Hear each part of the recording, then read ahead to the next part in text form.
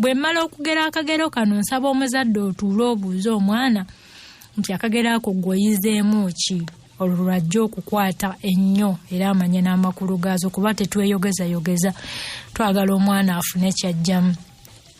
Tugenda okulaba ku Wakayima ne Wambuzi. Wakayima ne Wambuzi baali ba mukwano. Lumu Wakayima yali atambula n'asirituka munnange mu butana n'agwa mu luzzi oluwanvu. Akikiyitanya aluveemu nga byonna byappa, omukazi byakuba ku ssaaniiko. Munnange gaali gakyamwesibiddeeyo wansi eyo mu mazzi gye yakuba amaaso nga ku Wambuzi ono azze okutta ku nnyonta. Wambuzi bwe yabuuza Wakayima kye yali akola mu luzzi olwo wansi, Wakayima nga bw'omumanyi bw'alina olugezigezi yaddamu nga yenna alatta n'okulatta. Yeerattiranga nnyini mwabba enva.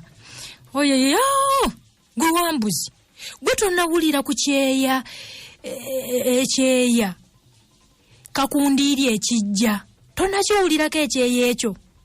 Nze amawulire ago olwangudde mu kutu bweppa konza siikirinde, nasitukiddemu busitukizi ng'eyatega ogw'ekyayi nga neetonnya mu luzzi luno wansi. Era mmawe oluzzi we lunaakaliririranga naye kyeya tekigenda kibadde ki.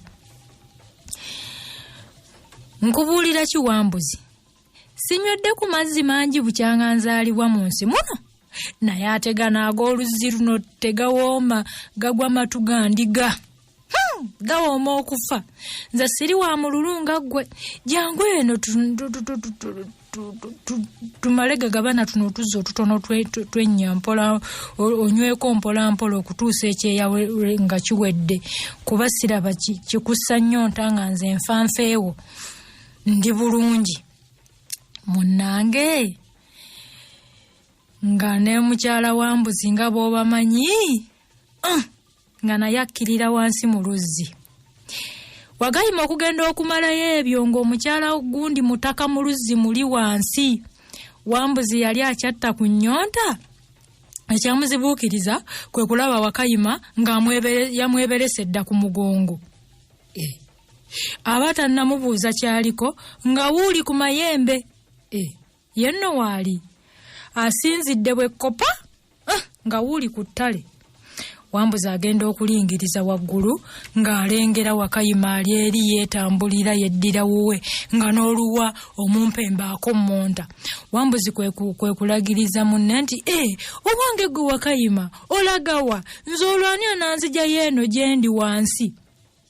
Ko Wakayima nga bwe yeebuusa ddawo nga bw'omumanyi era nga yeeyongerayo eri ewala nti gamba obusiru bwobwo bukuggyeyo, saagala abantu basiru bwe bakuyitanga naawe ojja.